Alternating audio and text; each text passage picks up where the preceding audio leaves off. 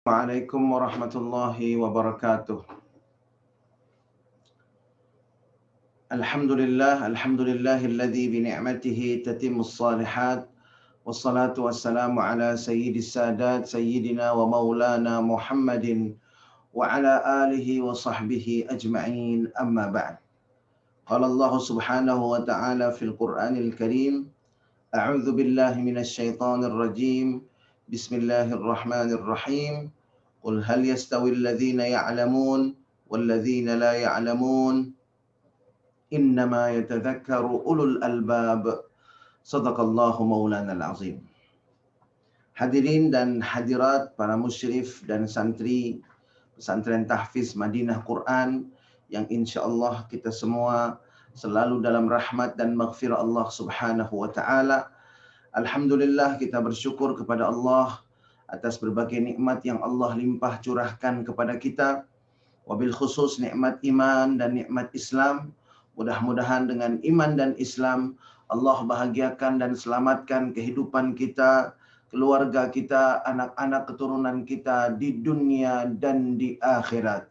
Mudah-mudahan dengan iman dan Islam kelak Allah Subhanahu wa taala anugerahkan kepada kita husnul khatimah, dan mudah-mudahan dengan iman dan Islam kelak Allah Subhanahu wa taala pertemukan kita dengan kekasih hati kita Nabi besar Muhammad sallallahu alaihi wasallam, meraih syafaat beliau, berkumpul bersama orang-orang yang saleh di dalam surganya Allah Subhanahu wa taala. Amin. Amin amin ya rabbal alamin. Jamaah rahimakumullah, sebelum kita mulai ta'lim kita pada kesempatan pagi hari ini, mari sama-sama kita bacakan suratul Fatihah di majlis yang diberkahi Allah ini. Kita khususkan untuk sahabat-sahabat kita, keluarga-keluarga kita yang masih dalam keadaan kurang sehat. Mudah-mudahan Allah Subhanahu wa taala mengangkat penyakit beliau-beliau, menjadikan penyakit beliau-beliau sebagai penggugur dosa-dosa beliau. Dan mudah-mudahan kita yang mendoakan, Allah berkahi kesehatan kita, Allah jaga kesehatan kita, sehingga semakin sehat tubuh kita, semakin istiqamah dan nikmat beribadah di jalan Allah Subhanahu wa taala. Kita khususkan doa kita pada pagi hari ini. Yang pertama untuk ayahanda kami, Bapak Kiai Haji Dr. Andes Ahmad Juwaini. Kemudian juga kita khususkan untuk sahabat kita, Bapak Haji Ari Gunawan Murtomo dan Ibu Hajjah. Kemudian Bapak Haji Asoh Sudarsa dan juga Bapak Haji Mawardi. Lalu Bapak Haji Aceng dan juga sahabat-sahabat serta keluarga kita yang dalam keadaan sakit dan kurang sehat. Mudah-mudahan doa kita ini dikabul oleh Allah Subhanahu wa taala, mengangkat penyakit beliau, memulihkan kesehatan beliau, dan menjadikan apa yang beliau rasakan sebagai penggugur dosa-dosa beliau. Ala hadhihi niyat wa likulli niyatin salihah. Wa ala anna Allah yashfi mardana wa mardal muslimin. Wa ila hadratin Nabi Muhammadin sallallahu alaihi wasallam. Al-Fatihah. A'udzu billahi minasy syaithanir rajim. Bismillahirrahmanirrahim. Alhamdulillahi rabbil alamin arrahmanir rahim maliki yaumiddin. Iyyaka na'budu wa iyyaka nasta'in. Ihdinas siratal mustaqim. Siratal ladzina an'amta 'alaihim ghairil maghdubi 'alaihim waladdallin. Amin amin amin ya Allah ya rabbal alamin. Jamaah rahimakumullah, kita lanjutkan kebersamaan kita dengan Al-Qur'anul Karim yang merujuk kepada tafsir Jalalain, dan kita sudah sampai pada penafsiran surah Al-Baqarah yang masih membahas tentang figur Nabi Allah Ibrahim alaihissalam yang menjadikan Allah dalam kehidupannya sebagai yang utama, sebagai yang pertama, dan selalu menjadi prioritas bagi Nabi Ibrahim alaihissalam. Jamaah rahimakumullah, pada pertemuan yang lalu kita sudah membahas surah Al-Baqarah ayat 123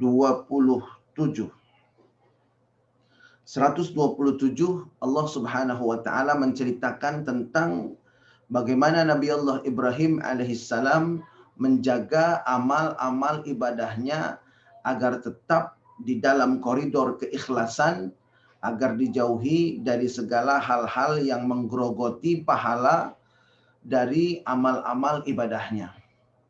Dan jamaah rahimakumullah, sekedar mengingatkan kita semua bahwa sebelumnya Nabi Allah Ibrahim alaihissalam juga berdoa untuk kepentingan dan kesejahteraan anak-anak keturunannya, di mana doa ini membuat sesuatu yang mustahil menjadi terjadi, terwujud, dan dinikmati oleh anak-anak bahkan sampai keturunannya hingga akhir kiamat. Jamaah rahimakumullah, Nabi Allah Ibrahim mendoakan agar tempat yang gersang, yang tidak ada tumbuhan sama sekali, Allah ubah menjadi tempat yang aman dan nyaman untuk ditinggali. Lalu kemudian Nabi Ibrahim mendoakan agar tempat yang aman dan nyaman itu ditambah lagi dengan karunia dari Allah, yaitu buah-buahan.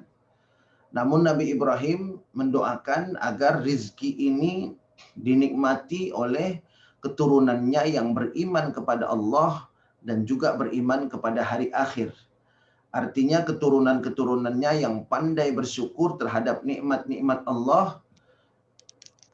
Pandai bersyukur ini karena mereka beriman kepada Allah, yakin bahwa Sang Maha Pemberi rizki adalah Allah, tidak melupakan siapa yang sebetulnya memberikan rizki kepada mereka.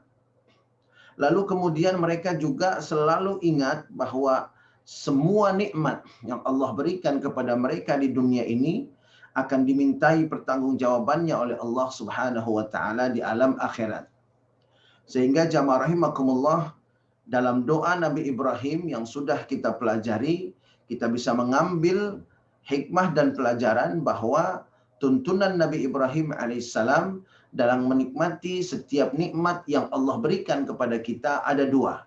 Yang pertama adalah nikmatilah semua pemberian Allah dengan iman kepada Allah, dengan meyakini bahwa Allah lah sang pemberi nikmat yang sesungguhnya.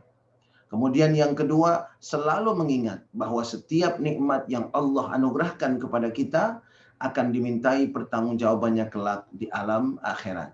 Inilah tuntunan Nabi Allah Ibrahim kepada kita semua, bagaimana kita betul-betul bisa menikmati setiap pemberian, anugerah, dan karunia Allah Subhanahu wa taala kepada kita, sehingga nikmat itu tidak hanya nikmat di dunia, tetapi juga nikmat yang berlipat-lipat ganda kelak insya Allah di alam akhirat.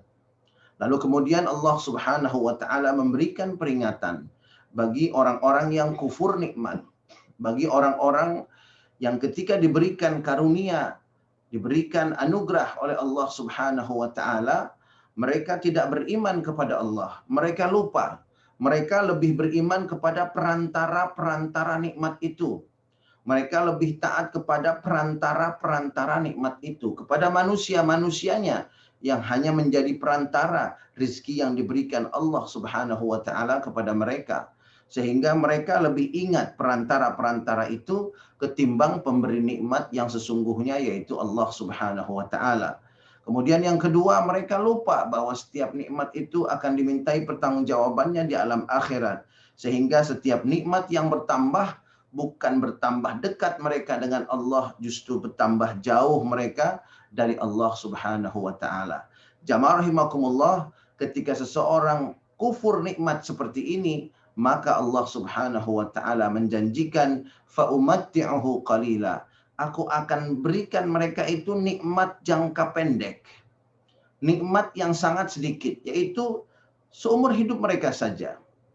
Lalu kemudian di akhirat Allah haramkan semua kenikmatan itu. Na'udzubillah, thumma na'udzubillah min dzalik. Karena itu jamaah rahimakumullah, jangan sampai kita terkena fa'umatti'uhu qalila. Aku berikan engkau kenikmatan yang sedikit saja. Aku buat kau senang sebentar saja. Allahu Akbar. Jangan sampai seperti itu jamaah rahimakumullah.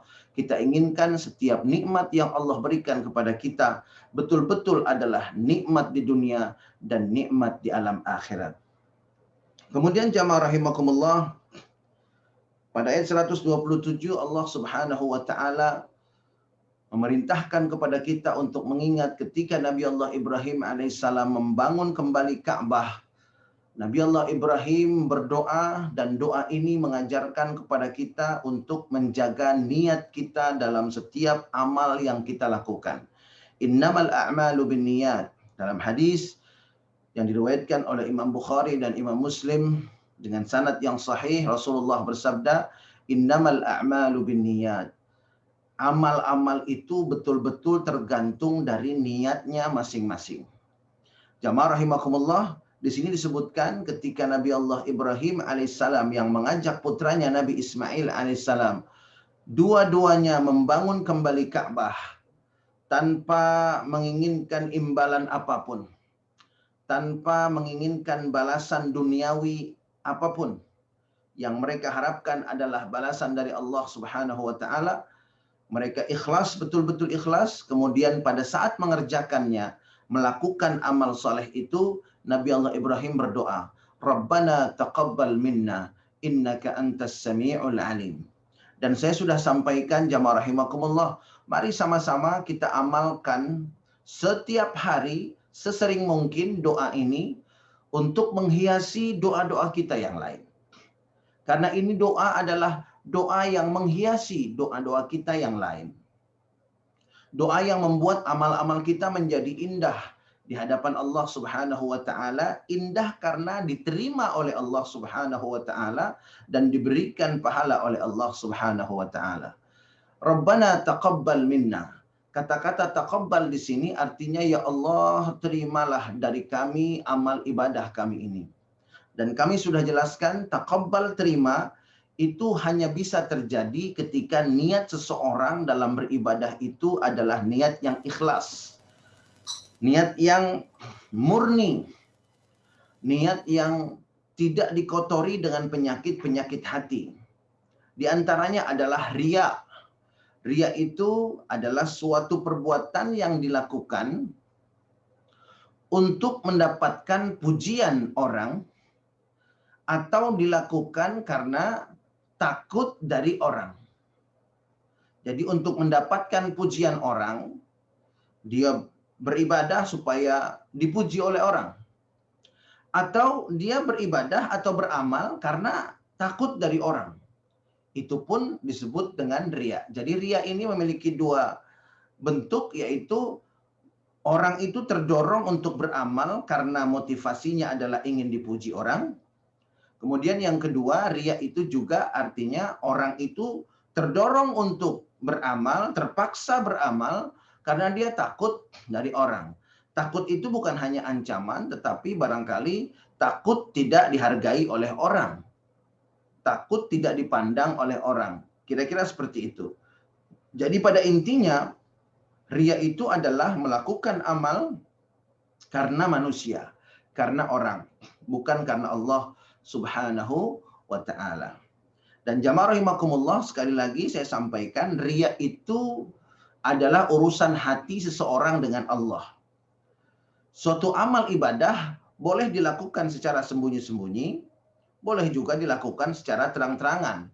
Yang penting tidak karena manusia, tidak karena pujian mereka, atau juga tidak karena celaan dan cacian mereka. Kita lakukan lillahi ta'ala. Jadi masalahnya bukan terang-terangan atau sembunyi-sembunyi. Bisa saja perbuatan atau amal yang sembunyi-sembunyi itu juga bisa saja menjadi perbuatan yang riya. Kalau memang dalam hati kita, kita menyembunyikan amal itu supaya kita dapat pujian dari orang.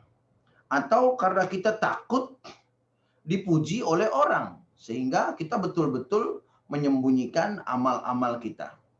Nah, jamaah rahimakumullah, hal-hal seperti ini harus kita hindari.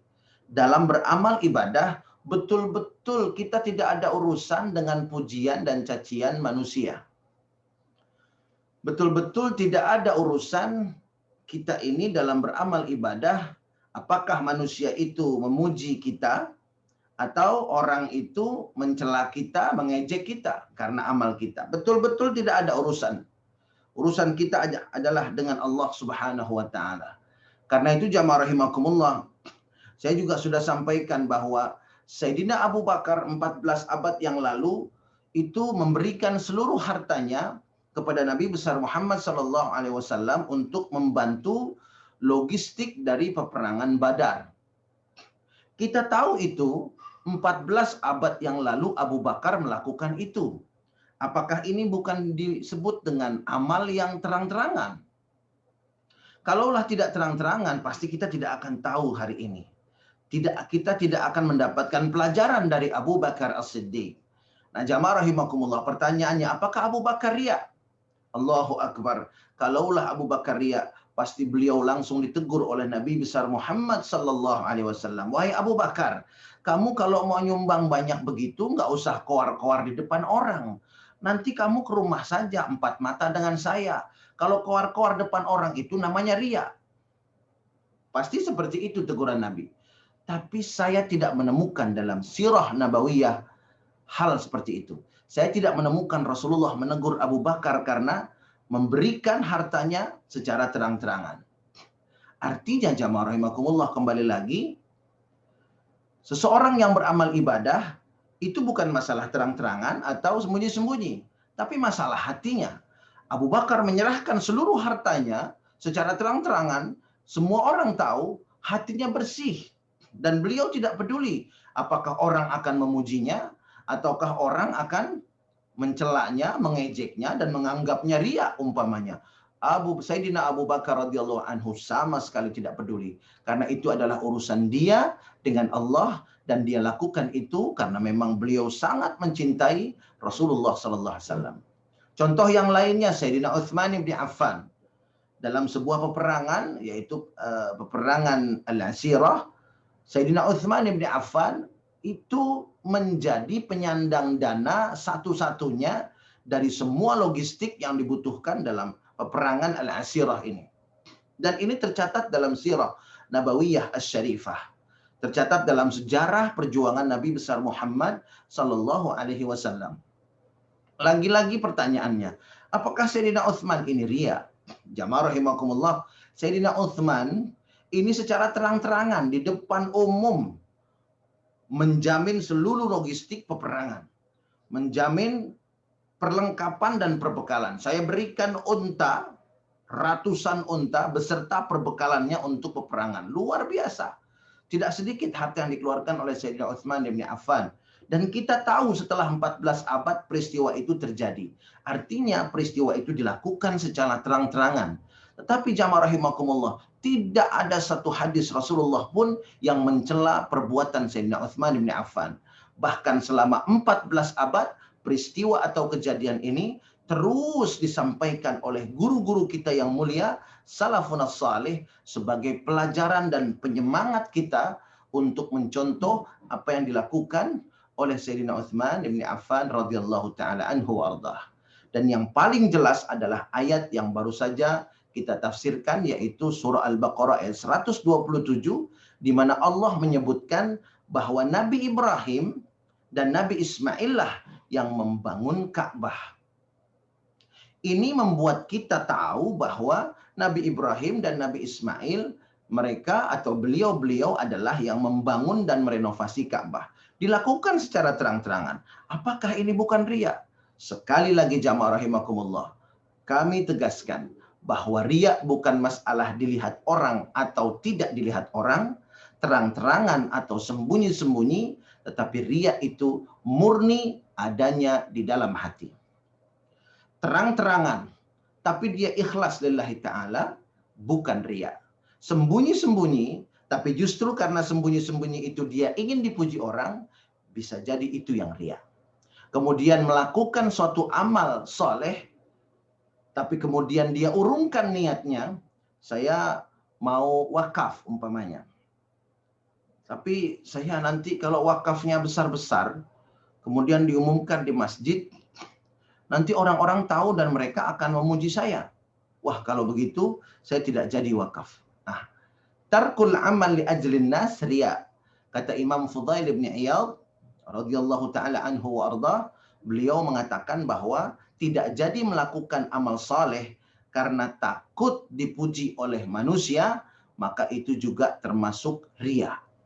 Karena itu jamaah rahimakumullah, kita ambil kesimpulan bahwa ketika ada peluang untuk beramal saleh, ketika ada keinginan untuk berbuat kebaikan, segeralah lakukan. Jangan sama sekali pandang kanan dan kiri, memuji atau mencela. Urusan kita adalah dengan Allah Subhanahu wa taala. Karena itu Nabi Ibrahim mengajarkan kepada kita, pada saat kita beramal kebaikan, berdoalah, Rabbana taqabbal minna innaka antas sami'ul alim. Ya Allah, terimalah amal ibadah dari kami ini, karena sesungguhnya Engkau Maha mendengar dan Maha mengetahui. Allah lah yang Maha mendengar dan Maha mengetahui. Apakah hati kita riya atau tidak? Apakah hati kita ikhlas atau tidak? Masya Allah, kalau kita sudah teguh dalam prinsip seperti ini, maka ketika kita beramal, ketika kita beribadah, insya Allah akan terasa kenikmatannya. Jamaah rahimakumullah, Sayyidina Ali bin Abi Thalib karramallahu wajhah, beliau memberikan kepada kita penjelasan mengenai tanda-tanda orang yang riya. Tetapi sekali lagi, ini bukan untuk menilai orang. Bukan untuk menilai orang. Tapi lebih untuk menilai diri sendiri. Jadi jangan sekali-kali kita menilai orang. Wah, itu fulan riya. Itu fulan riya. Itu fulan riya. Hasya lillah. Na'udzubillah min dzalik. Hal syaqaqtum qalbah. Apakah kita sudah belah hatinya dan lihat betul bahwa di dalam hatinya itu dia pengen dipuji orang? Kalau kita tidak tahu, kita tidak mampu membelah hatinya, kita tidak mampu mengetahui apa yang ada di lubuk hatinya, lebih baik kita diam dan serahkan kepada Allah sambil mendoakan agar amal ibadah orang itu diterima oleh Allah Subhanahu wa taala. Ini jauh lebih selamat daripada memvonis orang lain riya. Karena ketika kita vonis orang lain itu riya dan ternyata vonis kita itu salah dan tidak tepat, maka jamaah rahimakumullah, yang rugi kita. Yang pertama dapat dosa. Kemudian yang kedua, amal-amal kebaikan kita akan ditransfer oleh Allah kepada orang yang kita zalimi itu. Ya Allah, ini adalah kerugian yang luar biasa. Jamaah rahimakumullah, Sayyidina Ali bin Abi Thalib di dalam kitab Ihya Ulumuddin menjelaskan ada 3 tanda orang-orang yang riya. Sekali lagi, ini bukan untuk menilai orang, tetapi ini adalah untuk menilai diri kita sendiri, kemudian untuk menjaga diri kita sendiri dari termasuk tanda-tanda ini. Beliau mengatakan, lil mura'i thalathu alamat. Orang yang riya memiliki 3 tanda. Yang pertama, yaksalu idza kana wahdahu. Yang pertama adalah kalau sendirian dia malas. Ini tanda orang-orang yang riya. Jadi kalau kita sendirian kemudian malas begitu, nah itu hati-hati. Banyaklah beristighfar, banyak bertaubat kepada Allah, karena ini tanda-tanda dari amal yang riya. Kemudian yang kedua, wayansyatu idza kana finnas. Dan dia kalau bersama orang, maka dia yansyat, bersemangat. Jadi kalau yang pertama, malas ketika sendirian. Yang kedua tanda riya itu adalah semangat ketika dia bersama orang-orang. Kalau sendirian malas. Kalau bersama orang-orang kok jadi semangat begitu. Nah, itu kata Sayyidina Ali termasuk tanda daripada riya. Berbeda kalau sendiri semangat, bersama orang semangat, itu bukan riya. Kemudian yang ketiga, jamaah rahimakumullah, tanda riya yang disebutkan oleh Sayyidina Ali bin Abi Thalib adalah wa yazidu fil amali idza uthniya alaihi wa yanqusu idza dhumma. Tanda yang ketiga dari riya adalah bertambah amalnya ketika dipuji orang dan berkurang amalnya ketika dicela orang. Ini juga tanda riya. Jadi malas ketika sendiri, kemudian semangat ketika beramai-ramai. Kemudian yang ketiga, amalnya bertambah kalau dipuji dan amalnya berkurang ketika dicela. Nah, inilah 3 tanda orang yang di dalam hatinya masih ada penyakit hati yaitu riya. Nah, jamaah rahimakumullah, mudah-mudahan Allah lindungi kita dan keluarga kita dari penyakit riya ini. Ada lagi sum'ah. Sum'ah itu bedanya dengan riya. Kalau riya itu ingin dipuji orang atau karena takut orang, artinya beramal ibadah itu karena orang, maka sum'ah ini dia lakukan suatu amal ibadah supaya didengar orang. Sesuai dengan namanya sum'ah, pendengaran. Ya, supaya didengar orang. Nama baiknya didengar orang dan dia mendapatkan nama baik dari orang, begitu. Karena ingin mendapatkan nama baik dari orang. Ya, ingin didengar oleh orang, itu dia yang disebut dengan sum'ah. Kemudian yang ketiga ada lagi ujub. Kalau ujub itu an-nazaru ila nafsi bi ru'yatil i'jab. Seseorang melihat kepada dirinya sendiri dengan pandangan yang kagum. Wah, kalau bukan karena saya, ini tidak bisa seperti ini. Allahu Akbar. Allahu Akbar. Sudahlah sombong, sudahlah sum'ah, sudahlah ujub, sudahlah riya. Allahu Akbar. Hancur lebur amal-amal ibadah kita. Hilang musnah pahala-pahala daripada amal-amal kebaikan kita. Jangan sampai jamaah rahimakumullah di akhirat kita merasa di dunia banyak beramal lalu kemudian kok tidak ada pahalanya. Karena ternyata pahalanya itu sudah musnah semenjak kita di dunia atau bahkan sesaat pada saat kita telah melakukan amal itu atau bahkan pada saat kita sedang melakukan amal itu. Karena itu Nabi Ibrahim mengajarkan pada saat kita melakukan amal soleh, amal kebaikan, jaga pahalanya agar jangan hilang karena riya, sum'ah dan ujub, yaitu dengan doa Rabbana taqabbal minna innaka antas sami'ul alim. Jamaah rahimakumullah, kalau bukan karena saya, ini tidak akan ada seperti ini. Sayalah yang paling berjasa. Sayalah. Itu yang disebut dengan ujub. Jamaah rahimakumullah, ujub ini, sum'ah dan riya adalah penyakit hati yang wajib kita bersihkan sebesih-besihnya dari dalam hati kita.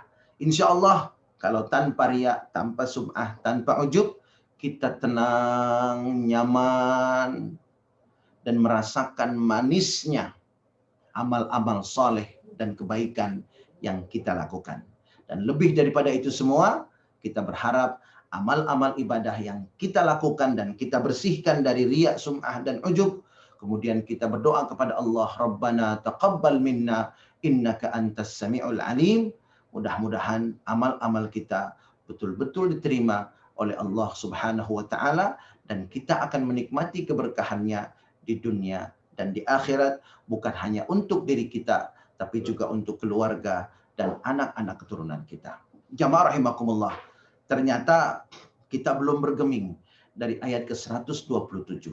Dan ini karena begitu indahnya ayat ini, begitu dalamnya maknanya, begitu luasnya hikmah dari ayat yang singkat yang mengandung doa Nabi Ibrahim di antara doa-doa beliau yang paling indah, yaitu Rabbana taqabbal minna innaka antas sami'ul alim. Mudah-mudahan kita bisa mentauladani Nabi Allah Ibrahim alaihissalam dan mudah-mudahan dalam kehidupan kita Allah yang utama. Bismillahirrahmanirrahim. Alhamdulillahirabbil alamin. Hamdan yuwafi ni'amahu wa yukafi mazidah.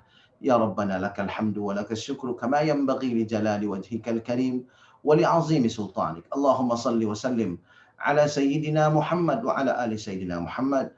Allahumma la tada' lana fi majlisina hadha dhanban illa ghafartah. Ya Allah, ampuni dosa-dosa kami yang hadir di majlis ta'lim ini ya Allah. Wala aiban illa satartah. Ya Allah, aib-aib masa lalu kami ya Allah tutupi dunia dan akhirat. Wala maridan illa syafaitah. Ya Allah, yang sakit ya Allah sembuhkan penyakitnya ya Allah. Wala dainan illa qadaitah. Ya Allah, yang punya hutang maka berikan kemampuan untuk melunasi hutang-hutangnya. Wala hajatan min hawaijid dunya wal akhirah illa qadaitaha wa yassartaha ya Allah ya rabbal alamin. Dan yang mempunyai hajat ya Allah, maka wujudkan dan mudahkan untuk kemaslahatannya di dunia dan di akhirat. Rabbana hablana min azwajina wa dhurriyyatina qurrata a'yun waj'alna lil muttaqina imama. Ya Allah ya Rabbana, anugerahkan pada kami ya Allah pasangan hidup kami, anak-anak keturunan kami. Jadikan mereka ya Allah penyejuk mata kami ya Allah, dan jadikan kami pemimpin orang-orang yang bertakwa. Rabbana ighfir lana wa liwalidayna warhamhuma kama rabbayana shighara. Rabbana atina fid dunya hasanah wa fil akhirati hasanah wa qina adzaban nar. Bifadli subhana rabbika rabbil izzati amma yasifun. Wa salamun alal mursalin. Walhamdulillahi rabbil alamin. Kita tutup dengan doa kafaratul majlis. Subhanakallahumma wa bihamdika asyhadu an la ilaha illa anta astaghfiruka wa atubu ilaik. Billahi taufiq wal hidayah. Assalamualaikum warahmatullahi wabarakatuh. Waalaikumsalam warahmatullahi wabarakatuh. wabarakatuh. Terima kasih Ustaz. Jazakallah khair, barakallah. Terima kasih Terima kasih Ustaz. Barakallah. semuanya. Amin.